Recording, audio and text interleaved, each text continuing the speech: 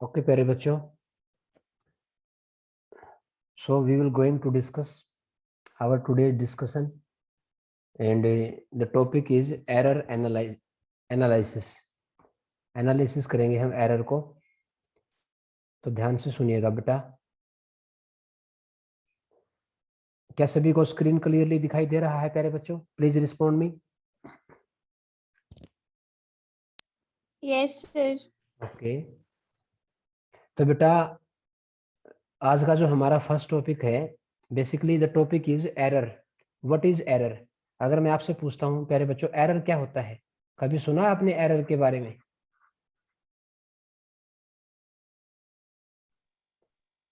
बोलो बेटा, कोई बच्चा मुझे एरर को डिफाइन कर सकता है क्या? सर एरर क्या होता है?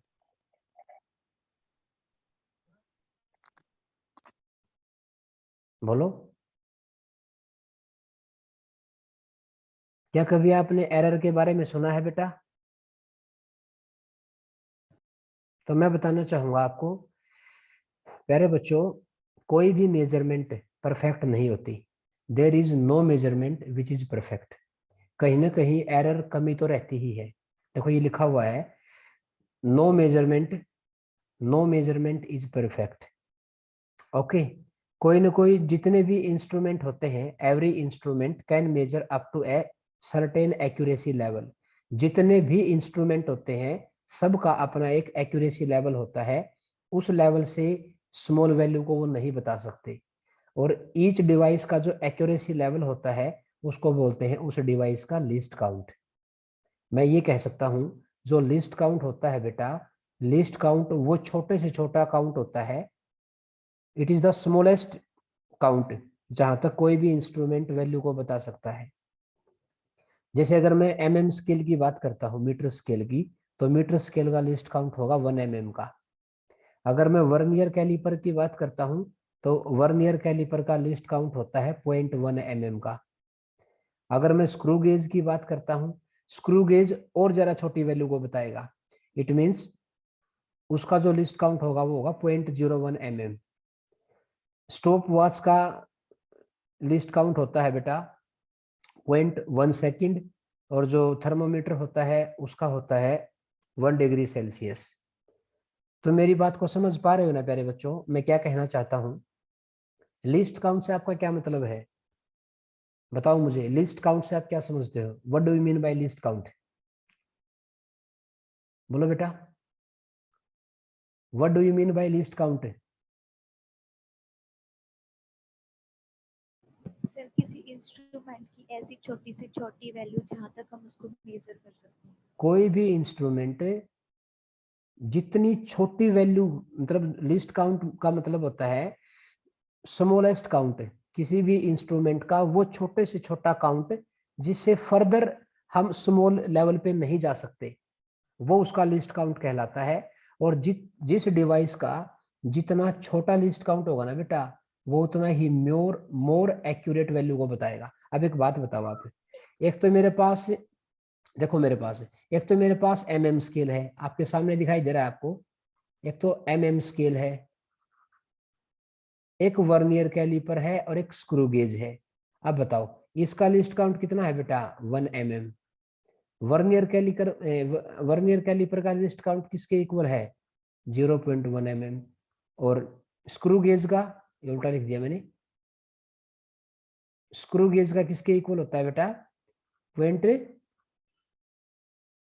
अब बताओ किसका लिस्ट काउंट जरा छोटा है इन तीनों में से? किसका लिस्ट काउंट छोटा है? 1 0.1 या 0.01? 0.0। तो यानी कि जो स्क्रू गेज होगा ना बेटा, स्क्रू गेज मोर एक्यूरेटली वैल्यू को हमें बताएगा। तो अगर आपसे पूछूं तो बताओ इनमें से किसकी वैल्यू एक्यूरेट होगी? तो आप क्या बोलोगे? किसकी बोलोगे आप बेटा? स्क्रू गेज की। क्या मेरी बात? यस। अब एक सिंपल सा मैं एग्जांपल लेके आपको बताता हूं। देखो ये रहा, ये जो है भाई, कितना मैक्सिमम एरर हो सकता है लिस्ट काउंट के कारण। देखो ध्यान से, मान लो इसमें एक सिंपल सा एग्जांपल गिवन कर रखा है बेटा, एक बार वो बता देता हूं मैं आपको।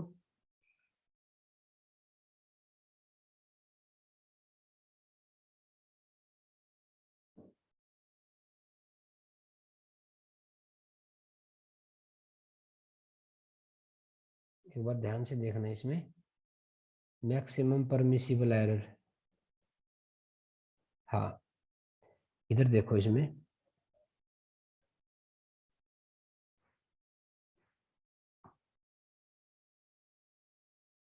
इधर देखो आप, permissible error due to least count. मान लो लिस्ट काउंट है मिलीमीटर का, कितना लिस्ट काउंट बताया था मैंने आपको, बोलो कितना था बेटा लिस्ट काउंट है मिलीमीटर का? अरे एमएम स्केल का लिस्ट काउंट कितना है ये बता तो रखा है मैंने बेटा, ये रहा। कितना होता है एमएम स्केल का लिस्ट काउंट? 1 mm। ठीक है, अब मान लो किसी लेंथ को मेजर कर लिया और लेंथ की वैल्यू आ गई 26 mm। तो बताओ ये जो 26 mm जो वैल्यू आई है हमारी लेंथ की वैल्यू, तो इसकी जो इसमें जो मैक्सिमम वैल्यू हो सकती है, वैल्यू आएगी मैक्सिमम वाली, तो वो कितनी हो सकती है? वो 27 हो सकती है, क्योंकि जो 1 mm का जो एरर है ना बेटा, वो उसमें ऐड भी हो सकता है। और मिनिमम वैल्यू कितनी आएगी उसकी? 25। 25। यस, तो इसका मतलब ये जो लेंथ है 26 mm, ये वेरी कर सकती है 25 से लेके 27 mm तक, because the list count is. और प्यारे बच्चों, जो एरर होता है ना, वो पॉजिटिव भी होता है नेगेटिव भी होता है, दोनों टाइप का एरर एग्जिस्ट करता है। देखो, तो जो मैक्सिमम वैल्यू है ट्रू वैल्यू, वो 27 हो सकती है, और मिनिमम वैल्यू क्या है? 25 हो सकती है। तो मैं इसको ऐसे लिखूंगा दोस्तों, ये मेरा तरीका होता है लिखने का, length equal to 26 plus minus least count. बोलो बेटा, बोलो प्यारे बच्चों। Yes sir. मेजर्ड वैल्यू को मैं क्या लिखूंगा, ध्यान से देखना, मैं लिखूंगा मेजर्ड वैल्यू इक्वल टू, मैं लिखूंगा true value plus minus error, list count, sorry list count, ऐसे लिखा जाता है बेटा उसको। अब बताओ मेरी ये वैल्यू कितनी है? 26, और प्लस माइनस कितना, लिस्ट काउंट कितना आ गया बेटा इसका? 1, और ये बाहर कितना है? mm। क्या मैं इसको ऐसे लिख सकता हूँ प्यारे बच्चों? ओके, बोलो। Yes, sir. हाँ जी, अब थोड़ा और आगे बढ़ते हैं इसमें, आप ध्यान से सुनना मेरी बात को। इन्होंने देखो एक एग्जांपल और ले लिया, अब उन्होंने लेंथ को मेजर किया किसी अनदर इंस्ट्रूमेंट से, तो मेरी वैल्यू आ गई 26.4 mm। अब ध्यान से देखना बेटा, अब बताओ अब इसका लिस्ट काउंट कितना है प्यारे बच्चों? अब इसका लिस्ट काउंट कितना हो सकता है, जल्दी बताओ। अब इसका लिस्ट काउंट 1 mm नहीं आएगा बेटा, क्योंकि वैल्यू मेरी डेसिमल में है। तो अब मेरा लिस्ट काउंट कितना आएगा? बोलो प्यारे बच्चों। 0.1 mm. हाँ, तो अब बताओ जो मेरी वैल्यू होगी उसको मैं क्या लिख सकता हूँ? वो जो मेरी वैल्यू बनेगी लिस्ट काउंट के बाद, वो कितनी बनेगी? 26 26.4। 26.5। अरे बेटा मैं इकट्ठी वैल्यू की बात कर रहा हूँ लिस्ट काउंट के साथ, क्या मैं ऐसे लिख सकता हूँ इसको? Yes, sir. मुझे ये बताना है आपको, ये लिस्ट काउंट आपको समझ में आया प्यारे बच्चों? लिस्ट काउंट को कैसे लिखते हैं हम? बेटा बोलो। Yes, sir. 25.32 अगर आ जाए mm, इसमें बोलो बेटा लिस्ट काउंट कितना होगा? कितना होगा लिस्ट काउंट इसमें? 1 mm या 0.1 mm या 0.01 mm? 0.01 mm। हाँ 0.01 mm आएगा प्यारे बच्चों। अब हाँ जी जी जी, तो क्या लिखूं वैल्यू को मैं? 25.32 प्लस माइनस 0.01। यस, तो क्या आपको ऐसे लिखना आ गया प्यारे बच्चों? क्या आप ऐसे लिख Yes, सकते हो? sir. बोलो प्यारे बच्चों।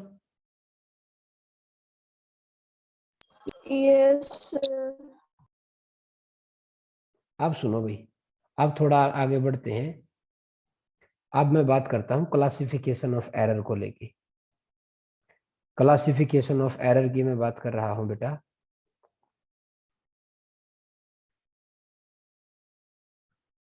देखो भाई बेटा, इसको तो बाद में पढ़ लियो, पहले जो मैं बोल रहा हूं ना वो सुन लो एक बार।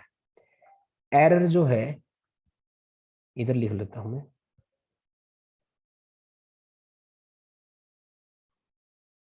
एरर को क्लासिफाई करते हैं टू कैटेगरी में mainly. Error can be classified into two category, और we can say two classifications भी बोल देते हैं। फर्स्ट आएगा systematic error. First is systematic error.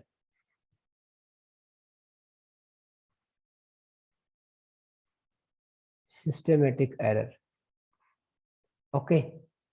और जो सेकंड आएगा ना, सेकंड होता है बेटा रैंडम एरर।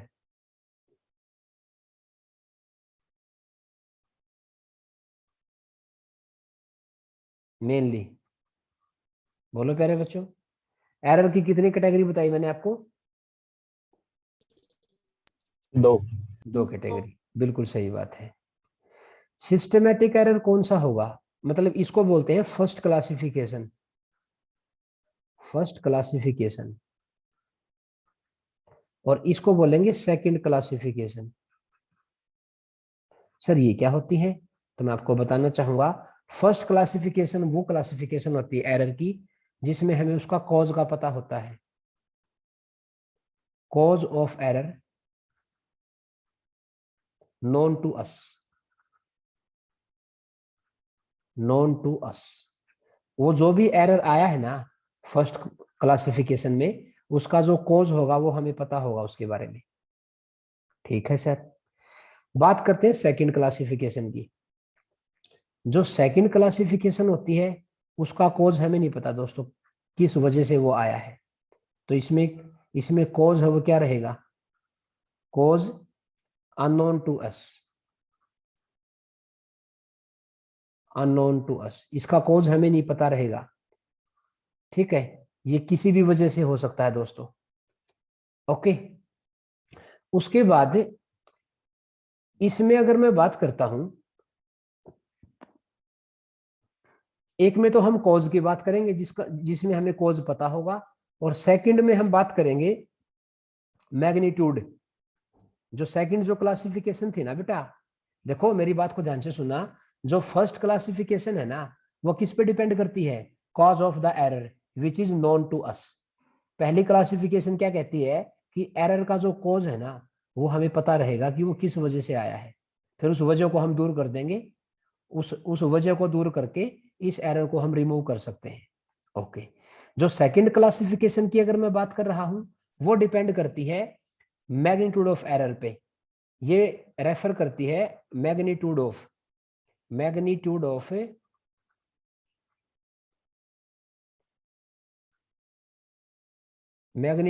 एरर। दोस्तों सिंपल बात बताऊं, जो सेकंड वाली क्लासिफिकेशन है ना उसमें हमें एरर का कारण नहीं पता होता कि वो किस वजह से आया। दूसरी बात, इसमें हम एरर को जीरो नहीं बना सकते। जिसका कारण ही नहीं पता हमें, उस एरर को जीरो कैसे बना सकते हो आप?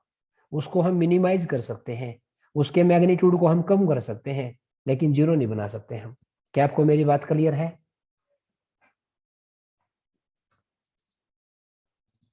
Yes, sir. सारे बच्चे बोलो प्लीज, प्लीज रिस्पोंड मी यार। Yes sir. चलो ठीक है, yes sir. Sir. Okay okay, thank you. Yes sir. Yes ठीक है, सर। ठीक है बेटा, थैंक यू। एरर के बेसिकली दो थे, सिस्टमैटिक एरर और रैंडम एरर। ओके, तो फिर मैंने इसको क्लासिफिकेशन में इसको टू कैटेगरी में इसको क्लासिफाई कर दिया मैंने। पहली क्लासिफिकेशन किस पे बेस्ड है? कॉज ऑफ द एरर पे। सेकंड क्लासिफिकेशन किस पे बेस्ड है? मैग्नीट्यूड ऑफ द एरर पे। ओके दोस्तों, अब इधर देखो ध्यान से आप, इसमें देखो आप। अब मैं बात करता हूं सिस्टमैटिक एरर के लिए। तो सिस्टमैटिक एरर वो एरर होते हैं जिनका कोज हमें पता होता है, whose causes are known to us. Okay, और ये एरर क्या है, इनको हम मिनिमाइज कर सकते हैं और इनको हम कुछ लेवल तक रिमूव भी कर सकते हैं। जैसे सबसे पहला केस आ गया। अब एक बात बताओ आप, मान लो योगिता एक्सपेरिमेंट परफॉर्म कर रही है फिजिक्स लैब में किसी इंस्ट्रूमेंट को लेके, और मान लो वो इंस्ट्रूमेंट क्या है, एरोनियस है, मतलब वो उसमें कुछ मैन्युफैक्चरिंग डिफेक्ट है बेटा। तो अगर वो इंस्ट्रूमेंट ही खराब है तो जब ये वैल्यू निकाल के लेके आएगी तो उस वैल्यू में क्या मिलेगा आपको, एरर मिलेगा ना। Yes, sir. तो इसका मतलब जो इंस्ट्रूमेंट के मैन्युफैक्चरिंग डिफेक्ट की वजह से एरोनियस जो इंस्ट्रूमेंट होता है उसकी वजह से जो एरर आएगा वो सिस्टमेटिक एरर की कैटेगरी में काउंट होता है बेटा। मतलब उसका कॉज हमें पता है, तो हम क्या करेंगे, उसको उसको कैसे ठीक करेंगे, हम उस इंस्ट्रूमेंट को हमें रिप्लेस करना पड़ेगा। बोलो प्यारे बच्चों। Yes sir. अच्छा, Yes, sir. हाँ यस, कई बार क्या है, कुशान है ना, कुशान किसी एक्सपेरिमेंट को परफॉर्म कर रहा है और उसका जो एक्सपेरिमेंट है उसमें कैलकुलेशन पार्ट ज्यादा है। तो जब ये उसको कैलकुलेट कर रहा था वैल्यू को, तो इसने एक मेन फैक्ट को इग्नोर कर दिया, किसी वैल्यू को मिस कर गया मान लो ये कैलकुलेशन के ड्यूरिंग द कैलकुलेशन। तो उस केस में इसकी जो फाइनल वैल्यू आएगी उसमें एरर आएगा ना बेटा। Yes, ये sir. किसकी वजह से आया, ये किसकी वजह से आया, इग्नोरिंग द सर्टेन फैक्ट, और we can say the carelessness of the observer. बोलो बेटा कि जो भी ऑब्जर्वर था उसका ध्यान है वो प्रॉपर नहीं था, वो किसी टर्म को मिस कर गया। तो इसकी वजह से वो जो एरर आएगा उसको हम दोबारा से ठीक करना पड़ेगा, या कुशान की जगह मुझे सत्यम को वहां पे बैठाना पड़ेगा, या किसी अनदर बच्चे को वहां पे मुझे बैठाना पड़ेगा, और मैं बोलूंगा कि ध्यान से किसी भी टर्म को मिस मत करो आप। क्या मेरी बात क्लियर है। Yes, sir. अच्छा, एक छोटी सी बात बताओ मुझे आप, सिंपल पेंडुलम का केस पढ़ा है ना आप लोगों ने, सिंपल पेंडुलम देखा है ना आपने, बोलो बेटा। Yes sir. तो सिंपल पेंडुलम का जो टाइम पीरियड होता है वो किसके इक्वल आता है, formula 2 pi under root of L/G. L/G। Very good. अब बेटा जी, हमारे हमारा जो सिंपल पेंडुलम होता है ना उसका टाइम होता है 2 सेकंड का, इसको बोलते हैं सेकंड हैंड पेंडुलम। ओके, बड़ी अच्छी बात है। लेकिन एक बात बताओ आप, अगर मैं एयर के रेजिस्टेंस को ले लूंगा ना, ये जो टाइम पीरियड का फॉर्मूला आता है ना बेटा, ये कोई भी एयर फ्रिक्शन वगैरह हम नहीं लेके चलते इसमें, ये वैक्यूम के लिए इसको डिफाइन किया जाता है। लेकिन अगर मैं रियलिटी में अगर पेंडुलम को लगाऊंगा ना, तो वहां पे हम यहाँ पे तो हमारे तो एयर भी प्रेजेंट होती है। तो एयर क्या होगा, अगर मैं देखो इधर देखो, for example in the measuring of the time period of the simple pendulum, error में create because the no consideration is taken of the air resistance. These error can be reduced by applying the proper correction of the formula used. मतलब अगर कोई बच्चा experiment perform कर रहा है ये वाला सिंपल पेंडुलम वाला, और मान लो उसने ग्रेविटी को इग्नोर नहीं किया, मतलब जो एयर का जो रेजिस्टेंस है उसको इग्नोर नहीं किया, तो उसकी वैल्यू है उसमें एरर आएगा। तो इसलिए फिर उसको हम बताएंगे कि ये जो फॉर्मूला है ये तब एप्लीकेबल होता है जब हम कोई भी एयर का रेजिस्टेंस लेके नहीं चलते। ठीक है ना बेटा, बोलो। Yes, हाँ sir. जी। अच्छा, कुछ ऐसे हैं सिस्टमेटिक एरर, कुछ क्या होगा, कुछ टेम्परेचर की चेंज की वजह से, प्रेशर की चेंज की वजह से, ह्यूमिडिटी की वजह से, कुछ और भी अदर सारे एक्सटर्नल कॉज हो सकते हैं जिनकी वजह से ये एरर आता है। और मेरा कहने का मतलब ये है सिस्टमेटिक एरर को हम मिनिमाइज कर सकते हैं, क्योंकि क्योंकि जनरली हमें उनके कॉज का पता होता है। अगर हमें उसके कॉज का पता लग गया कि ये इस वजह से आया है, तो मैं उस कॉज को ठीक करके मैं उसको कुछ हद तक मिनिमाइज कर सकता हूं। क्या मेरी बात क्लियर है प्यारे बच्चों। Yes sir. चलो थोड़ा और आगे बढ़ते हैं बेटा, थोड़ा और आगे बढ़ते हैं, तो ध्यान से देखना इसको। अब मैं बात करता हूं रैंडम एरर की। रैंडम एरर कौन सा होता है बेटा जिसका कॉज हमें पता नहीं होता। हाँ जी, ये किसी भी वजह से आ सकता है। देखो ये लिख रखा the cause of the random error are known not known, इसका हमें कॉज नहीं पता होता। नो। बिल्कुल बिल्कुल सही बात है। एक बात बताओ आप छोटी सी बच्चों, मान ले वरुण ने है ना, मान ले वरुण ने एक एक्सपेरिमेंट परफॉर्म किया, ठीक है, एक एक्सपेरिमेंट को परफॉर्म किया वरुण ने 6 टाइम, ठीक है। उसकी पहली बार वैल्यू आ गई A1, सेकंड टाइम उसकी वैल्यू आ गई A2, थर्ड टाइम वैल्यू आ गई A3, A4, A5 and A6। तो अरुण ने क्या किया, सॉरी इसने वरुण ने किसी एक्सपेरिमेंट को परफॉर्म किया 6 टाइम, ओके बहुत बढ़िया। और उसकी हर बार वैल्यू क्या है, उसकी हर बार वैल्यू है वो अलग अलग आ रही है, उसकी हर बार वैल्यू है वो वेरी करके आ रही है। तो मुझे ये बताओ, तो ये बच्चा अपनी ट्रू वैल्यू किसको लेके चलेगा, असली वैल्यू किसको लेके चलेगा, ये बताओ मुझे।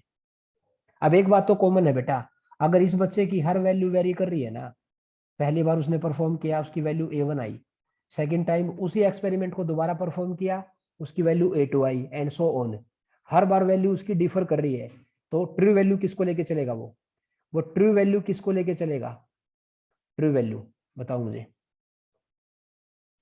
तो ट्रू वैल्यू निकालने के लिए उसे इसका इन सभी का मीन निकालना पड़ेगा बेटा। क्या निकालना पड़ेगा, क्या निकालना पड़ेगा मीन। उन्होंने, हाँ मीन वैल्यू जो होगी ना मीन बेटा, मीन। हाँ मीन जो वैल्यू होगी, मीन वैल्यू ही आपकी ट्रू वैल्यू आप लेके चलोगे। 99% करेक्ट है बेटा ये फॉर्मूला। तो ये क्योंकि रैंडम एरर की बात कर रहा हूं तो हमें इसके कॉज का नहीं पता होता।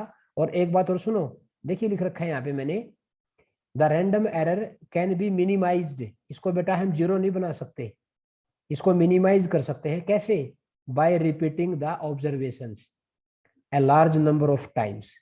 तो अगर किसी मेजरमेंट में एरर आ रहा है ना और आपको ट्रू वैल्यू में डाउट हो रहा है, तो आप क्या करोगे, उस वैल्यू को आप very large number of time उसको आप रिपीट करोगे और फिर क्या ले लोगे उसका, आप क्या ले लोगे बेटा उसका, आप अर्थमेटिक, मैटिक mean. Yes all the observations. तो जो जो मीन वैल्यू आएगी बेटा वो वेरी क्लोज होगी किसके, एक्यूरेट रीडिंग के, एक्यूरेट वैल्यू। उसी को हम लेके चलेंगे ट्रू वैल्यू। क्या मेरी बात क्लियर है। Yes, sir. Yes, तो, sir. तो प्यारे बच्चों बताओ मुझे एक्यूरेट वैल्यू किसे कहते हैं, it is the arithmetic mean of the all individual observation. बोलो बेटा, it is the arithmetic mean of the all observation. तो A1 A2 A3 up to AN divide by n। अब देखो वरुण ने कितनी बार परफॉर्म किया एक्सपेरिमेंट को, 6 टाइम। तो यहाँ n की जगह पे क्या लगा दूंगा मैं, 6. वेरी गुड बेटा, तो ये आ जाएगा भाई। तो इसको बोलते हैं बेटा, ये आगे मेरी ट्रू वैल्यू। क्या सभी बच्चों को क्लियर है, ट्रू वैल्यू क्लियर है। Yes, sir. अच्छा चलो Sir. उस, हाँ और एक बात और बताऊं आपको मैं, मेरी बात को ध्यान से सुनना प्यारे बच्चों, ये जो रैंडम एरर की बात हम कर रहे हैं ना, रैंडम एरर, ये लगभग इसकी है ना कई सारे टाइप होते हैं। पहला होता है एब्सोल्यूट एरर, पहला कौन सा होगा बेटा, एब्सोल्यूट एरर। Absolute error. हाँ सेकंड होगा मीन एब्सोल्यूट एरर, थर्ड होगा फ्रैक्शनल,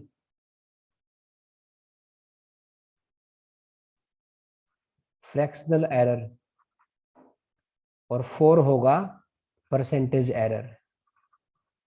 और फ्रैक्शनल को बोलते हैं बेटा रिलेटिव एरर भी बोलते हैं, रिलेटिव एरर ये होता है। क्या मेरी बात आपको समझ में आई प्यारे बच्चों। रैंडम एरर का, Yes. हाँ रैंडम एरर का जो फर्स्ट वाला टाइप है उसको बोलते हैं एब्सोल्यूट एरर। प्लीज म्यूट यार बच्चों, आवाज मत करो, एब्सोल्यूट एरर की बात कर रहा हूं मैं।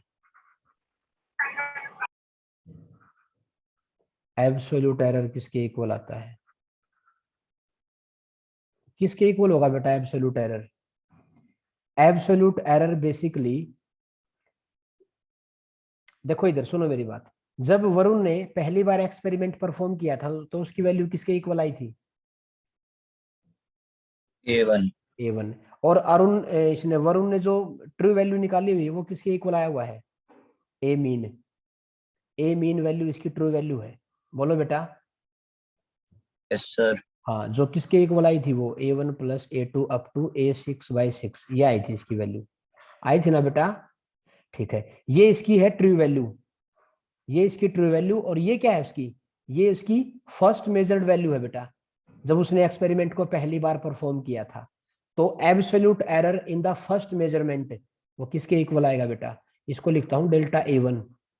डेल्टा A1 किसके इक्वल लिखूं, ट्रू वैल्यू जो आई है ना, उसमें से मैंने इस बच्चे की जो पहली जो वैल्यू आई थी ना, उसको माइनस कर दूंगा बेटा। क्या किया मैंने, देखो ध्यान से सुनो मेरी बात को, ट्रू वैल्यू में से मैंने किसको माइनस कर दिया, किसको वैल्यू को, फर्स्ट वैल्यू मेजर्ड वैल्यू को। तो ये क्या आ गया, इसको बोलूंगा मैं absolute error in the first measurement. बोलो प्यारे बच्चों, क्या बोलूं इसको मैं, absolute error in In first the- measurement. Yes. अच्छा, डेल्टा A2 क्या लिखूं बेटा, डेल्टा A2 क्या लिखूं, फिर दोबारा क्या करूंगा, ए मीन माइनस A2। हाँ, जो सेकंड वाली रीडिंग आई थी वो माइनस कर दूंगा बेटा मैं। ऐसे ही A3 निकाल दूंगा तो क्या आ जाएगा बेटा, A ट्रू माइनस A3। अरे बोलो प्यारे बच्चों।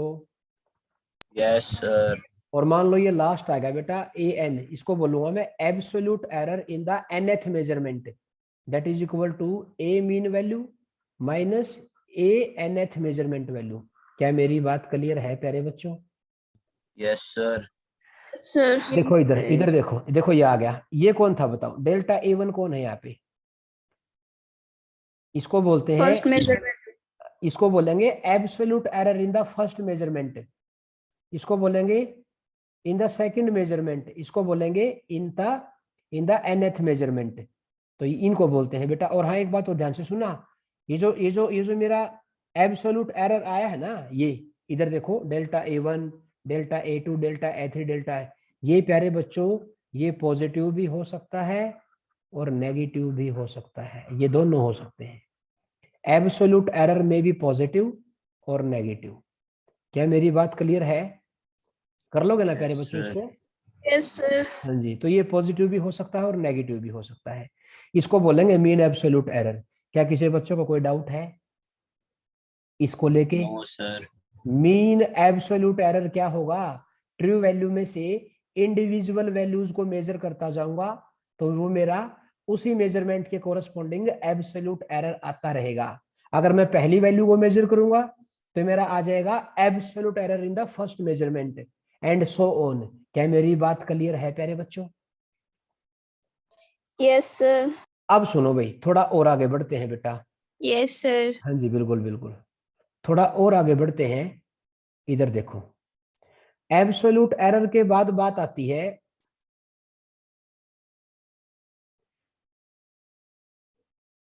उसके बाद, देखो ये मैं बता चुका हूं आपको। अब फिर मैं क्या करूंगा, मैं उसका क्या ले लूंगा, मीन ले लूंगा बेटा, उसका फिर दोबारा मीन ले लेंगे हम, किसका, एब्सोल्यूट का। अच्छा एक बात बताओ आप, वरुण बेटा ये बता, ये कौन था जल्दी बता, ये कौन है। एरर। ना भाई पूरा बता, कंप्लीट बोल बेटा, ऐसे ऐसे क्या मतलब है। कुशान बेटा जल्दी बता, ये कौन है, इसकी पूरी वर्डिंग क्या है। डेल्टा A1 इन द नहीं, first measurement. Absolute absolute measurement. Absolute error in first. First measurement. क्या इसमें किसी को कोई डाउट है क्या, मैंने ये सारे के नो सारे, ये फर्स्ट मेजरमेंट का एब्सोल्यूट एरर है, ये सेकंड का, ये थर्ड का, ये फोर्थ का, ये nth का। मैंने क्या किया, मैंने अब इन सभी का मीन ले लिया बेटा। क्या ले लिया मैंने, मीन। देखो इधर, तो मैंने इन सभी का अर्थमेटिक मीन ले लूंगा मैं, वो मेरा क्या हो जाएगा, उसको क्या बोल देंगे बेटा हम। मीन एब्सोल्यूट एरर हाँ, और मैंने ये बताया था ये जो है ये पॉजिटिव भी हो सकता है और नेगेटिव भी हो सकता है। लेकिन जब मैं इसका क्या ले लूंगा, जब मैं इसका अर्थमेटिक मीन ले लूंगा ना बेटा, तो मैं इनके मैग्नीट्यूड को लेके चलूंगा, क्योंकि मुझे मैक्सिमम एरर निकालना होता है। तो मैक्सिमम के लिए मैं उसको पॉजिटिव में लेके चलूंगा, इसलिए मैंने क्या ले लिया, इनका मैग्नीट्यूड ले लिया बेटा। तो क्या लिख लूंगा बताओ दोस्तों, बताओ बेटा क्या वैल्यू आएगी। ये क्या आ गया आप बताओ, डेल्टा ए, ये क्या आ जाएगा अब, बोलो बेटा। डेल्टा ए मीन आ जाएगा जो किसके इक्वल आएगा, डेल्टा A1 फिर plus delta A2 and so on, और डिवाइड में क्या आ जाएगा प्यारे बच्चों, n। कर लोगे ना इसको आप। Yes, sir. अब सुनो भाई प्यारे बच्चों, जो भी आंसर आपको लिखना पड़ेगा ना एरर में, जो भी आंसर आपको सबमिट करना पड़ता है ना, उसमें आपको क्या लिखना पड़ेगा, तो आपकी वैल्यू बनेगी a, मान लो कोई वैल्यू आई और am इसकी ट्रू वैल्यू है, तो प्लस माइनस क्या लिखोगे आप इसमें, आप एब्सोल्यूट वाला एरर लिखोगे या मीन एब्सोल्यूट वाला एरर लिखोगे, जल्दी बताओ मुझे। Mean absolute error. हाँ, इस बात को है ना दिमाग में याद कर लियो बेटा, डेल्टा ए मीन आएगी, ये वैल्यू लिखनी होती है बेटा। तो बताओ मेरी जो मेजरमेंट है वो कहाँ से कहाँ वेरी करती है, बताओ। ए की मैक्सिमम वैल्यू कब होगी प्यारे बच्चों, ए की मैक्सिमम वैल्यू तब होगी जब मैं ए एम में क्या करूंगा, इसको ऐड कर दूंगा, मैं क्या कर दूंगा प्यारे बच्चों, Add. और मिनिमम कब होगी बेटा,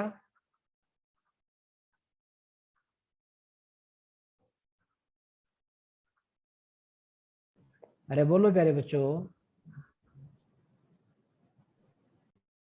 देखो जब ना। सब्सट्रैक्ट कर देंगे। हाँ देखो ये रहा, क्योंकि ये दोनों हो सकता है ना, ये पॉजिटिव भी हो सकता है और नेगेटिव भी हो सकता है। तो बताओ अगर मैं मेरी ट्रू वैल्यू में इसको ऐड कर दूंगा तो मेरी वैल्यू हो मैक्सिमम आ जाएगी, अगर माइनस कर दूंगा तो मिनिमम आ जाएगी। अरे बोलो प्यारे बच्चों। Yes, sir. चलो ठीक है। आज उसके बाद भाई 1 मिनट रहेगी बेटा, जल्दी देखो। उसके बाद आता है रिलेटिव और फ्रैक्शनल एरर। अब रिलेटिव का मतलब होता है रेशियो, फ्रैक्शनल का मतलब होता है रेशियो। किस किस का रेशियो, ये कौन सा एरर था, ये कौन से वाला एरर है, ये वाला Mean mean absolute error. Absolute. Mean absolute को डिवाइड कर दूंगा ट्रू वैल्यू से। इसका मतलब है जो डेल्टा ए मीन आया था ना मेरा, उसको मैंने डिवाइड कर दिया किसके साथ है, ट्रू वैल्यू के साथ। तो मेरा कौन सा एरर आ जाएगा बेटा, Fraction. Relative error. हाँ फ्रैक्शनल और रिलेटिव एरर। और अगर मैं उसको क्या कर दूंगा 100 से मल्टीप्लाई कर दूंगा तो क्या आ जाएगा मेरा, परसेंटेज एरर। क्या मेरी बात क्लियर है प्यारे बच्चों, यस सर। कर लोगे ना इसको यहाँ तक। Yes Yes. सर। ठीक है बेटा, और नेक्स्ट टाइम इसके कुछ एग्जाम्पल लेके आऊंगा और फिर मैं एरर को डिस्कस करूंगा आपसे, जब हम कोई एलजेब्रा अप्लाई करेंगे एडिशन में।